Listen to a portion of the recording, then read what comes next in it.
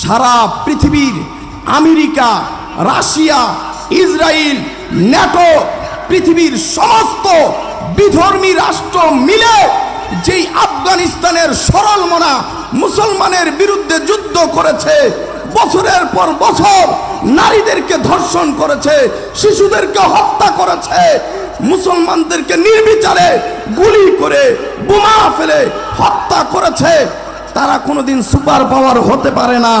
Super power তো তারা যাদের ইমানের কাছে রাশিয়া, চীন, আমেরিকা, ইসরায়েলরা মাথা নত করতে বাধ্য হয়েছে।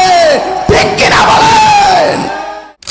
মেরে মুহতারাম ভাইও, যে ব্যক্তির কারণে ইসলামকে আল্লাহর জমিনে ইসলামকে মনোনীত ধর্ম ইসলামকে রাষ্ট্র ক্ষমতায় দেখার জন্য বাধা হয়ে দাঁড়ায়, ওই ব্যক্তিকে আমরা 3 তালাক দিব।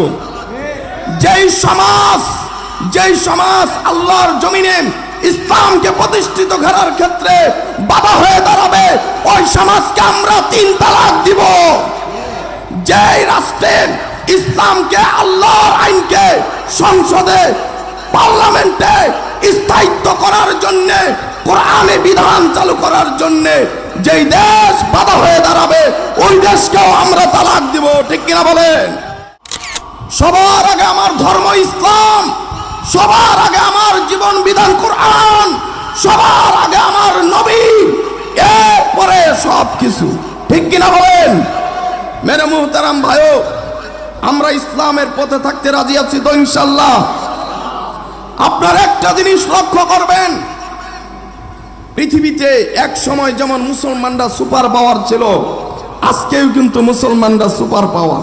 ঠিক কিনা বলেন? আমরা কিন্তু দুর্বল নই। মানুষে বলে, মাঝে মাঝে বলে যে আমেরিকা হলো এই পৃথিবীর সুপার পাওয়ার।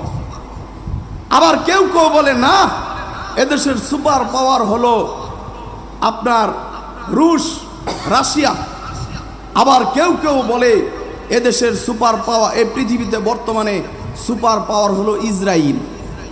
আমি বলি না, সারা পৃথিবীর আমেরিকা, রাশিয়া, ইসরায়েল, ন্যাটো, পৃথিবীর সমস্ত বিধর্মী রাষ্ট্র মিলে যেই আফগানিস্তানের সরল মনা মুসলমানের বিরুদ্ধে যুদ্ধ করেছে, বছরের পর বছর নারীদেরকে ধর্ষণ করেছে, শিশুদেরকে হত্যা করেছে, মুসলমানদেরকে নির্বিচারে গুলি করে বোমা ফেলে হত্যা করেছে, তারা কোনোদিন সুপার পাওয়ার হতে পারে না। সুপার পাওয়ার তো তারা যাদের ইমানের কাছে রাশিয়া, চীন, আমেরিকা, ইসরায়েলরা মাথা নত করতে বাধ্য হয়েছে।